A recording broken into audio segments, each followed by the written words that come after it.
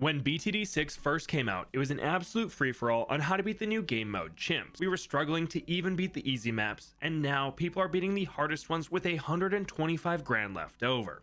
So how did we go from this to this? Well, at the very start, everyone was learning the new heroes, the 3-path upgrade system, and what monkeys work well together. So we were constantly trying new combos and crosspaths until something worked. For me, it was pairing a Comanche commander with a Sun avatar and Icicle Impale. For Ethan Reed, it was an Archmage and Super Monkeys, and for Bloons, it was 21 Ninjas or an Apache Prime. But really, these strats were all over the place. After a few months, players had split the game into 3 sections: the early, mid, and late game. The early game is from when the game starts until you're strong enough to start saving up money for bigger upgrades. On the easy maps, this can be in the 20s or 30s, but on harder ones, it can last until around 40. Here, you need something strong enough to take out the first boss of the run, the Moab, so you need at least some decent towers to handle it. But after this, you're definitely in the mid game. Here, people work towards a tower or 2 that can carry them for the next 30 to 40 rounds. This is usually a tier 3 or 4 monkey that costs around 10 to 20k and can save up a ton of money with just some support monkeys around to help it out. How long you can last and how much money you can save up depends on the map, but this will bring us to the late game, which roughly starts between rounds 80 and 85. This is when the game really jumps up in difficulty, and you need to spend all that money you've been saving on a massive upgrade or 2. This is normally 1 or 2 big damage monkeys that can pop tons of Bloons, and you'll spend the rest of the game making life easier for them. That can be by adding buffs to do more damage and have more attack speed, or you can slow the Bloons down to give them more time to pop them all. But ideally, your little army can pop all the Bloons through round 100 and get you the CHIMPS win. Now, why did I tell you this? Well, players got better at each stage of the game, and many monkeys got added, buffed, or changed, which rocked the Bloons meta.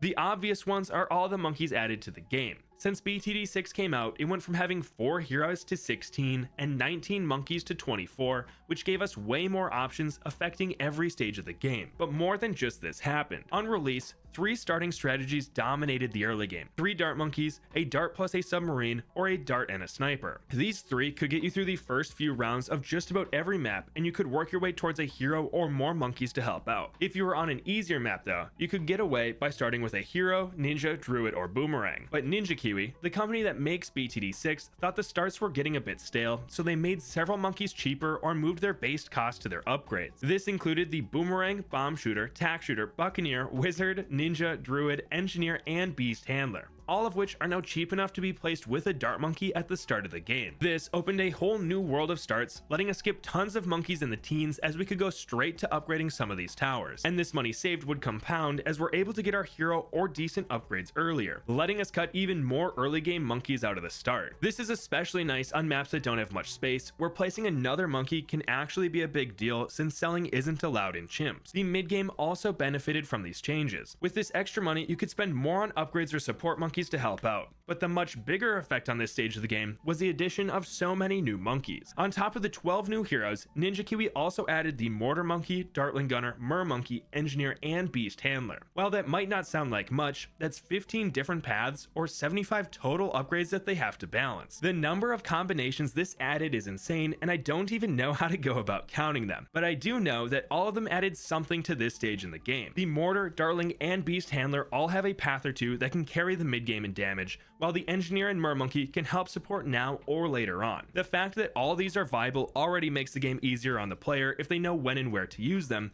but there's still one more factor. Ninja Kiwi doesn't want there to only be a couple good monkeys. They want every monkey to be good enough to use. So when the Dartling Gunner overperforms, not only does it get nerfed, a monkey that can fill that spot but is bad normally gets buffed at the same time. This is great to get more monkeys and upgrades involved, but when compounded over 6 years, you get some serious power creep. Instead of struggling through the mid game with a Sun avatar, you can just hold the Bloons to the entrance with an aircraft carrier or bads, both of which are cheaper than that tier 3 super monkey. While amazing that we can go anywhere from these to a T-Rex to an arcane spike for these rounds, it's crazy how good the monkeys have gotten at popping rounds 40 through 80. I think we can just chalk that up to years of experience for them though. That's just the damage side of the mid game though. Normally you pair a damage tower with some cheap support monkeys to help out. This can be an alchemist or village to give them more damage, attack speed, and pierce, or a monkey that can stall tough Bloons like ceramic. Back in the day, it used to be an ice monkey and downdraft heli pilot, but more common now is a Druid of the Storm or Ball Lightning. This is because the Ice Monkey and Heli have been nerfed over the years, and the Druid's Tornado is pretty strong right now, though I'm sure it'll be something else in the future. But simply adding a couple monkeys that increase your carry's DPS and or stalls ceramics can make the difference between dying on round 63 to making it all the way to 84. It was always known that supporting your main damage dealer would make them do better, but how far we could push it was unknown. Just looking at some early Chimps videos, we'd only give monkeys a village and an alchemist to help them out. But at the same time, we didn't have nearly as many options as we do now. And that brings us to heroes. When it comes to dealing damage, buffing monkeys, or stalling balloons, heroes play a huge role. At the start, we only had Quincy, Gwen, Striker, and Hbomb to choose from, followed by Churchill and Benjamin a few months after release. Between these six, Quincy and Churchill only added damage, Hbomb gives extra range and pierce to magic monkeys, Striker made bomb shooters attack faster, Gwen would add pierce and damage to nearby monkeys,